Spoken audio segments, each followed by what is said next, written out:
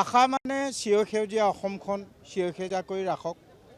অসমৰ 3,35,00,000 মানুহে এটাই কথা অনুৰোধ কৰিছোঁ, আহকচোন। ইমান ধুনীয়া অসমখন, চিৰসেউজীয়া অসমখন, চিৰসেউজীয়া প্ৰত্যেকজন ব্যক্তিৰে কৰ্তব্য আৰু চৰকাৰে তাৰ পদক্ষেপটো বেছি ল'ব। এইকাৰণে কৈছোঁ, অসমত থকা ফৰেষ্টখন থাকিলেহে আমি জীয়াই থাকিব পাৰিম। ফৰেষ্টৰ অবিহনে আমি জীয়াই থাকিব নোৱাৰিম। আৰু আশা ৰাখিছোঁ অসম চৰকাৰে ইয়াৰ দৃঢ় পদক্ষেপ ল'ব ফৰেষ্টকেইখন সংৰক্ষণ কৰাৰ বাবে। তাৰ দেশ বিদেশৰ পৰ্যটকৰ অবিহনে দেশৰ উন্নতি সাধন নহয়। কাজিৰঙা যদি জীয়াই থাকে তেতিয়া আমি জীয়াই থাকিব পাৰিম। যদি কাজিৰঙা বিলুপ্ত হৈ যায় আমি জীয়াই থাকিব নোৱাৰোঁ। তেনেবোৰ ক্ষেত্ৰত এনেকুৱা এজন ফৰেষ্ট কিমান আছে অসমত। গতিকে অসমৰ পৰা উত্তৰ পূৰ্বাঞ্চলৰ পৰা কিমান টন অক্সিজেন বিশ্ববাসীলৈ যায় সেইটো ৰাষ্ট্ৰসংঘতো কৈছোঁ, বিশ্বসন্মতো কৈছোঁ, আছুতীয়াকৈ দিবলৈ কৈছোঁ। কাৰণ তাৰ পইচা ইয়াতে ভগাই ল'ব উত্তৰ পূৰ্বাঞ্চলে।